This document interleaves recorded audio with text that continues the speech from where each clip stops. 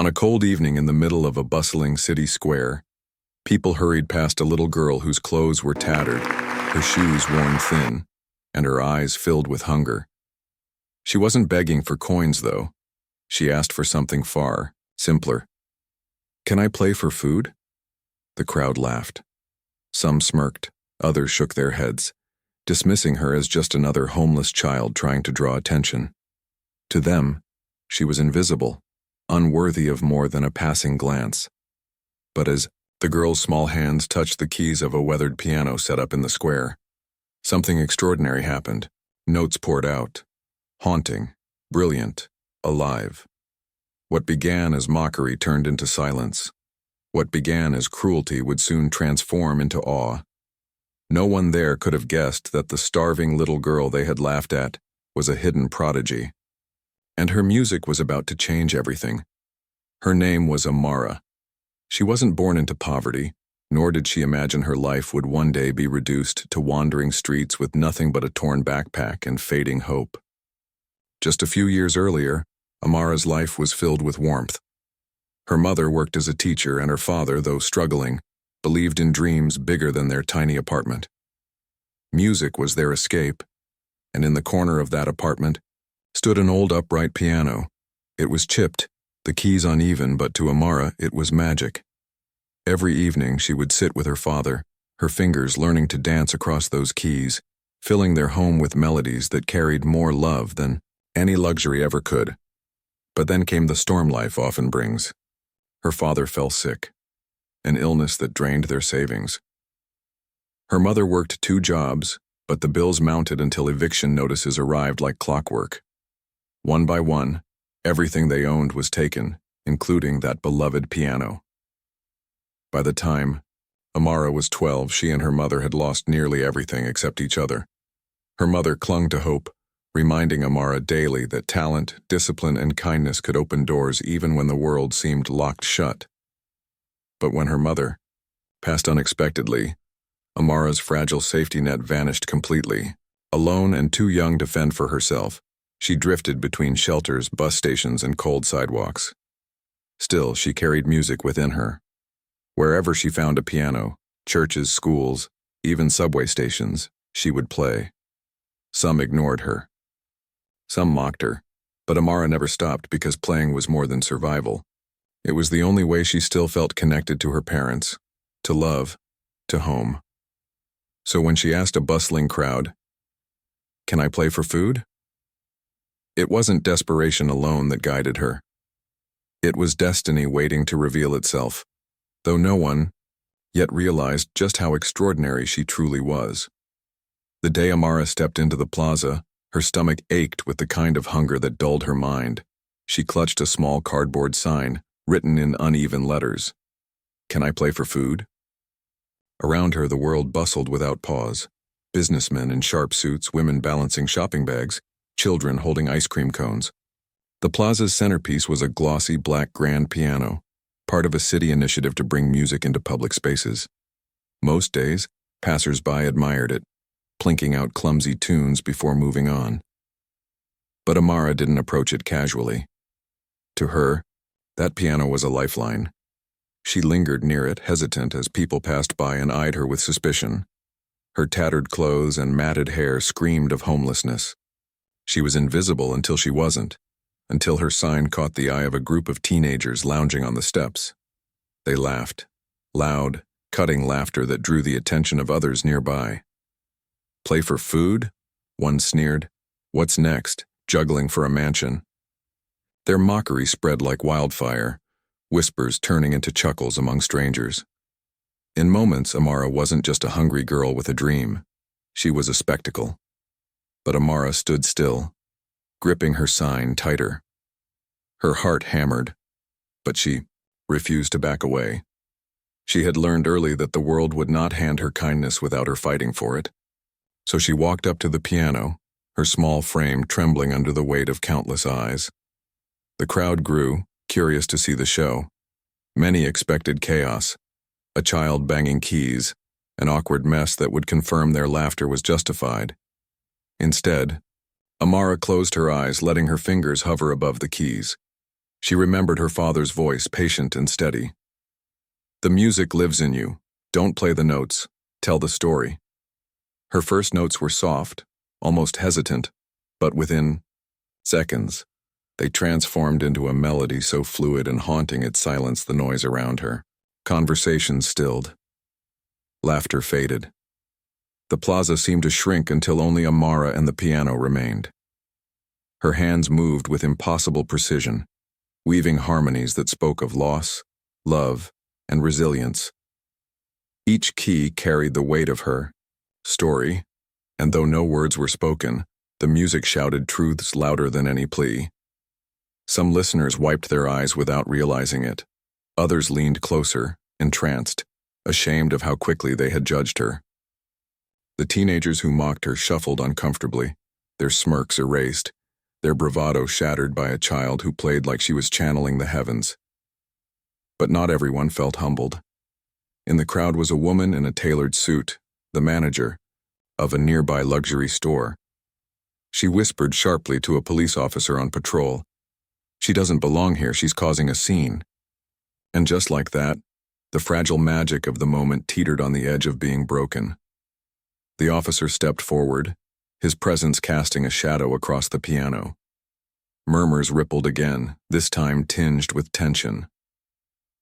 Amara, still lost in her music, didn't notice the authority closing in. She played as though the world itself depended on her finishing the song. When the final note lingered in the air, the crowd erupted, not with laughter this time, but with applause so fierce it startled her. Amara froze, overwhelmed. For a heartbeat, she thought maybe, just maybe, kindness had triumphed. But as the clapping faded, the officer placed a hand on her shoulder. "That's enough," he said. Gasps rippled through the plaza. The girl who had just stolen their breath away was now being treated as an intruder, and as Amara looked up into the stern face above her, confusion and fear spread across her own. The moment that could have been her breakthrough had just twisted into another test. And this time, the stakes were higher than ever. The officer's grip on Amara's shoulder was firm, heavy with authority that didn't ask questions, only issued commands. The piano keys still vibrated faintly with her last note, but the applause that had filled the plaza only seconds ago quickly turned into uneasy silence. It was as though the air itself had been sucked out of the square, leaving only tension. Amara blinked, her wide eyes darting from the officer's face to the crowd that had cheered her. She didn't understand why the same people who clapped so fiercely only moments ago now stood frozen, hesitant to intervene. Her sign, still lying by the piano, felt like a cruel reminder. "Can I play for food?" As if she had broken some invisible law simply by asking for compassion. The store manager's voice sliced through the quiet like glass. "Officer, she doesn't belong here. She's loitering, disturbing business." She crossed her arms, her words coated in disdain. To her, Amara wasn't a prodigy, wasn't a child whose music had just shaken strangers to tears. She was a nuisance to be removed, a problem to be solved. A murmur of discontent rose from parts of the crowd. "She was just playing music," someone whispered. Another muttered, "She's better than half the professionals I've heard." But the louder voices of authority pressed forward, drowning out the hesitant protests. Amara's heart pounded. Fear clawed at her chest. She remembered nights on the street when footsteps behind her meant danger. When adults with uniforms meant trouble she couldn't escape. She had no parent to step forward now, no one to argue on her behalf.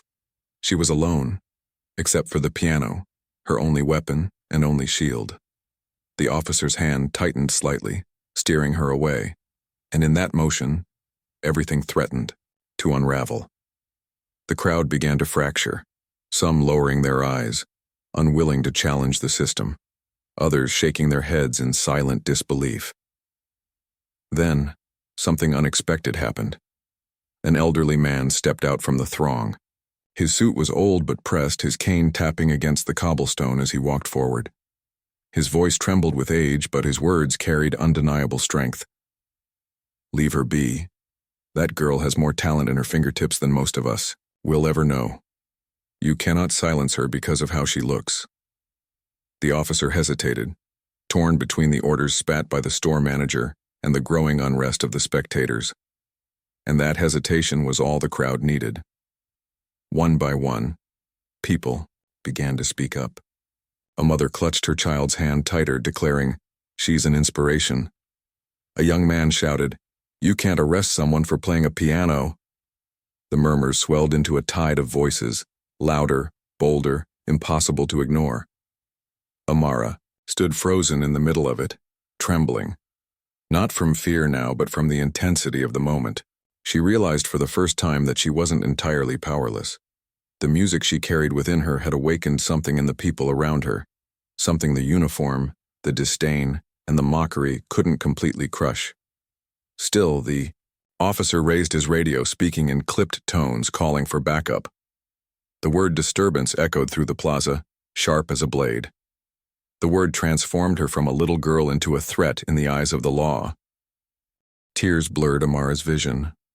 She thought of her father, the lessons he had given her when life was kinder, when there was still a home and not just endless streets. He had told her music could open doors.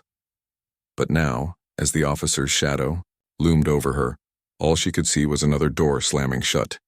The applause had turned to arguments, the plaza now divided into two camps, those who defended her and those who dismissed her. The air crackled with the possibility of chaos, of the scene spiraling into something uglier, something irreversible. And through it all, Amara did the only thing she could think of. She turned back to the piano. Her small hands shook as they touched the keys again, but once more music poured out, not timid, not hesitant, but furious, defiant, heartbreaking. Each chord struck like a cry for justice, each note rising above the shouts and the static of the officer's radio. The sound was unstoppable. It drowned out the orders, it rose above the accusations, and it forced every person present to look not at her rags, not at her sign, not at her hunger, but at the raw brilliance no prejudice could deny. The officer's hand hovered uncertainly in the air, caught between silencing her and letting her finish, and in that moment of indecision, Amara's music became something greater than her struggle. It became a weapon, a shield, and a voice for every time she had been told she was nothing. The climax had arrived, not in violence, but in the undeniable truth of a child's gift standing against a world that wanted her silenced. As the last note spilled into the plaza, the air itself seemed to still. The officer's radio, buzzing faintly at his side, no longer felt like the loudest sound. The shouts, the accusations, the whispers, all were dwarfed by the fragile yet powerful melody radiating from a child who had nothing but her music. The officer's posture softened, though only slightly. His training pulled him one way, yet something in the sound pulled him another. Around him the crowd swayed not in movement but in emotion, caught between anger and awe. People were crying, grown men wiping their eyes discreetly, women clutching their chests, strangers holding hands as though grounding themselves in what they were witnessing. The store manager, once so confident, now stood with her jaw tight, her authority slipping like sand through her fingers. She had wanted silence, but Amara had given them a symphony. She had wanted the police to remove her, but instead the little girl's resilience had transformed the entire square into a witness of injustice.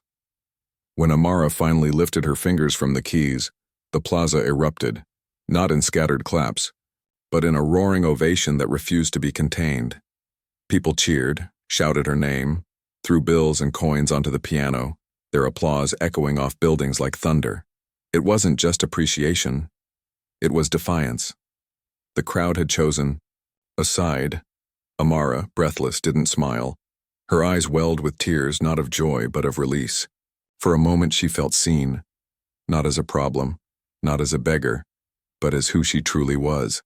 A musician, an artist, a child with a gift. The officer lowered his hand. No arrest, no handcuffs. Just a weary nod, as if conceding to the undeniable truth before him. He muttered something into his radio, words lost in the roar, but his body language told the story. He wasn't going to drag her away, not tonight. And yet the cost of the moment lingered in the air, because beneath the victory was a sobering reality. It had taken a child pouring her soul into a piano. It had taken an entire crowd raising its voice. It had taken defiance and courage for her to be treated with a fraction of the dignity she had always deserved. The plaza emptied slowly, but the memory of what had happened would not fade. Videos taken on shaky phones would spread, snippets of her playing going viral before the night ended. Headlines would capture fragments. Homeless child prodigy stuns city with piano performance. But none could fully capture the raw power of what the people in that square had felt. For Amara, the days that followed were a blur. Donations appeared, strangers reached out with offers of shelter, schools extended scholarships. To the world, she had become a miracle, a symbol of hidden genius rising from the cracks of society. But Amara knew better. She wasn't a miracle.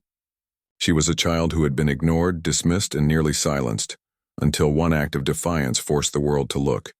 And that is the haunting truth of her story. Talent was never the issue. Hunger was. Prejudice was. Indifference was. Her. Music had been the same on the streets as it was in the plaza. The difference wasn't her. It was the world finally deciding to listen. Her story forces us to ask ourselves hard questions. How many children like Amara walk past us each day unseen? How many prodigies are silenced because their skin, their clothes, or their circumstances convince us they don't matter? And why must brilliance be extraordinary to be worthy of dignity? Amara's music had lifted her, yes, but it had also revealed something painful about all of us, that respect, compassion, and opportunity should never require proof of genius. They should be given because every human being deserves them. So the next time you see someone struggling, ask yourself, will you turn away, or will you listen? Because you may not just be passing by a stranger, you may be standing before a story that could change everything.